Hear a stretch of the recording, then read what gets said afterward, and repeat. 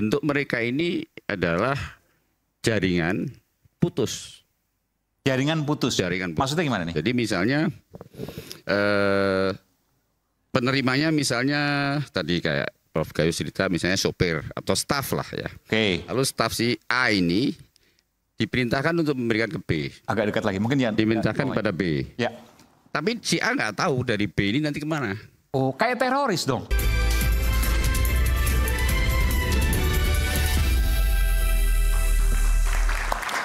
Kembali di Rakyat Bersuara. Tadi berapi-api apa yang disampaikan oleh Bung Refli Harun termasuk soal... Bro Aiman bisa nggak nambahkan? Anda kan dulu ada juga kan pernah membongkar kasus-kasus besar yang kapitalisasinya sampai ratusan triliun kan? Coba bayangkan, kita heran sama Zarub Rikar. Tapi ada satu kasus yang saya ingat ya, mudah-mudahan saya nggak salah. Yang terkait sama Sambo, itu ada uang yang konon sampai 100 triliun. Minus 1. Bukan, Triliun. 100 triliun minus 1 rupiah. Ya. Bayangkan. Tadi saya ditantang. Saya pernah mewawancara itu ke... Tadi saya ditantang. Ada nggak segede gitu? Uang. Kan ada kan? Ya. Ada sendiri yang memverifikasi dan melakukan investigasinya. Iya, ke Mbak Yenti waktu. Nah, syukurlah iya dia bilang. Iya. Nanti kita bicara soal itu. Tapi kalau saya ingin tanya, tadi begitu berapi-api Bung Refli mengatakan bahwa freeze, seleksi ulang. Pertanyaan saya, atau tadi ya, freeze seleksi ulang siapa? Ada Prof. Har di situ, ada Pak Susno, ada Prof. Gayus. Jangan-jangan kita lupa, kita masih punya komisi yudisial yang tugasnya mengawasi lembaga peradilan.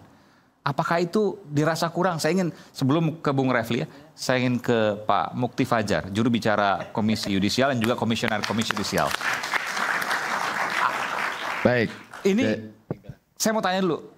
Batin dari Komisi Yudisial melihat ada mantan pejabat MA yang terkait dengan hakim ya, 3 hakim yang kabar nanti ada 1 hakim lagi ketua PN tapi saya tidak tahu informasi yang terbaru ya. Dan hakim-hakim sebelumnya ada Gazalba, ada Nur Hadi yang luar biasa waktu itu. Betul. Bagaimana KAI melihat ini? Bagaimana batin KAI melihat ini? Tentu kita prihatin ya, sangat prihatin. Ya pertama kalau ditanya kaget enggak begitu kaget sih. Enggak begitu kaget? Enggak begitu kaget. Karena kan sudah ada sebelumnya. Hakim Tapi Agung, 1 triliun ini? Enggak. Kasus tentang hakim ya. Yang kemudian itu ada jaringannya waktu itu. Dan saya sudah menyatakan 1,5 tahun yang lalu waktu saya jadi ketua Komisi Yudisial saya sudah nyatakan ada mafia peradilan di Mahkamah Agung. Tapi sepertinya ya nggak viral dan kemudian nggak mendapat tanggapan yang luas. Tapi bahwa memang ada itu mafia. Nah, bentuk mereka ini adalah jaringan putus. Jaringan putus. Jaringan putus. Maksudnya gimana nih? Jadi misalnya penerimanya misalnya tadi kayak Prof. Gayus cerita misalnya sopir atau staf lah ya. Oke. Lalu staf si A ini diperintahkan untuk memberikan ke B. Agak dekat lagi, mungkin ya. Dimintakan pada B. Ya. Tapi si A nggak tahu dari B ini nanti kemana.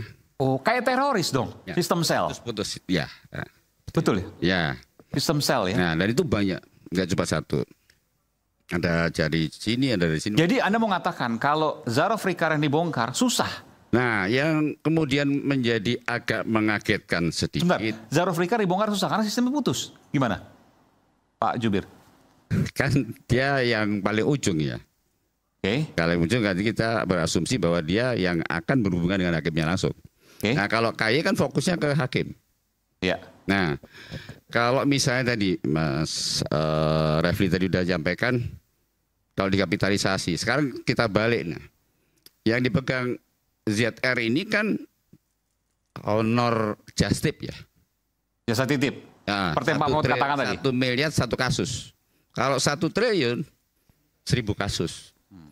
1 kasus majelisnya 3. Berarti kemungkinan ada 3000 hakim. Nah, ini yang baru kemudian kayak wah ini nggak main-main nih. Di kasus ini. Ya. Ini nggak main-main ini. Berarti ya memang tadi ada apa? Kalau tata negara mengatakan ini posisi genting. Negara dalam keadaan darurat dan sebagainya mungkin saja bisa dibawa ke arah sana ya. Karena dari jumlah hakim total sampai hari ini 7.800-an ya. Jadi hampir 8.000. Itu 3.000-an lah katakanlah gitu ya. Ini asumsi ya, hitung-hitungannya Kalau asumsi. satu hakim main 1 kali, tapi kan bisa aja satu hakim main 100 kali Ya bisa kalau aja. tadi angka tadi itu just tip, itu benar ada 3.000. Berarti hampir separuh dong.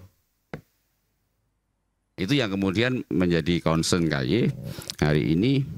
Kayaknya kita nggak bisa selesaikan case per case. Kita akan rubah semuanya melalui reformasi peradilan. Gimana itu? Yang pertama adalah sistem. Ya, sistemnya kita rubah. Bagaimana sistem itu kemudian tidak memudahkan orang bertransaksi. Kalau saya menggunakan istilah sekarang ini kan peradilan seperti market ya, seperti pasar, ada jual beli tadi. Yang dijual belikan kasus. Bahkan banyak teman-teman misalnya yang mengatakan kalau datang ke pengadilan itu sudah ada yang menawarkan gitu kan. Ada masalah bisa dibantu atau apa dan sebagainya. Jadi sudah seperti apa? Ya ada transaksional gitu lah. Nah, ini bagaimana kemudian merubah, mengembalikan hitohnya ke lembaga peradilan yang agung mulia. Jangan jadi pasar dong. Itu satu. Jadi misalnya membuat barrier-barrier supaya orang ini nggak bisa mudah menemui hakim dan seterusnya. Kedua, kelembagaannya. Ya tentunya kelembagaannya ya hari ini Mahkamah Agung sebaiknya ya jujur-jujur saja, terus terang aja. Toh ini sudah menjadi viral, semua orang tahu bahwa Mahkamah Agung terpapar gitu ya, terpapar mafia. Mahkamah Agung terpapar mafia. Ya, harus diakui itu. Sampai ke bawah. Ya, jujur aja. Toh itu lembaga negara dan tanggung jawabnya juga bukan di Mahkamah Agung aja. Kalau memang nggak mampu, libatkan lembaga-lembaga yang lain tadi misalnya, ya mungkin tidak hanya yudikatif. Ya. Nah, kalau mitra mungkin KY ya, KY bisa dulu yang kasus awal juga sudah melibatkan Komisi Yudisial untuk melakukan perbaikan, tapi kemudian tidak bergulir lagi dulu waktu masih Pak Mahfud, kemudian ketua yang lama Pak Safruddin dan KPK waktu itu kita sudah mencoba merancang gitu. Tapi tidak bergulir, lalu kemudian muncul kasus-kasus tersebut yang lebih bombastis gitu ya. Nah, jadi kelembagaannya ini yang kemudian perlu dibenahi. Kalau MA sendiri saya pikir nggak akan mampu dan mungkin minimal, at least nggak akan terlegitimasi. Harus ada pihak luar. Iya. Anda setuju dengan usulan Bung Refli tadi? Dibukukan sementara Mahkamah Agung. Kalau dibukukan jangan lah. Nanti chaos ya. Kemarin demo aja, itu aja peradilan antri semua. Yang cuti itu. Yang cuti itu. Okay. Ya, jadi mungkin sistemnya bukan di freeze ya.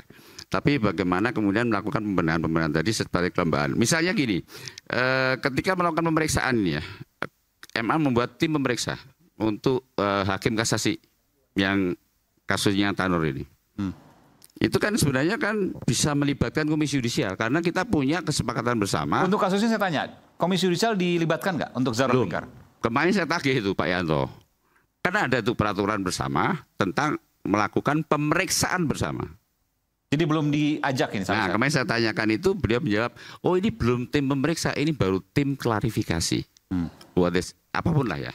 Oke, kita hargailah. Mungkin baru masih tim klarifikasi.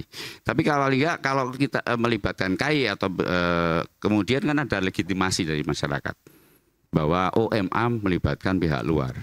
Tapi kalau diurusin sendiri, masalahnya di situ sendiri, ya udah kuwer ya itu aja masalahnya kan. Jadi kalau saya tanyakan secara singkat, KY akan melakukan apa ketika diminta bantuan oleh MA untuk membersihkan kasus Zaro Fikar ini, untuk menyuci semua?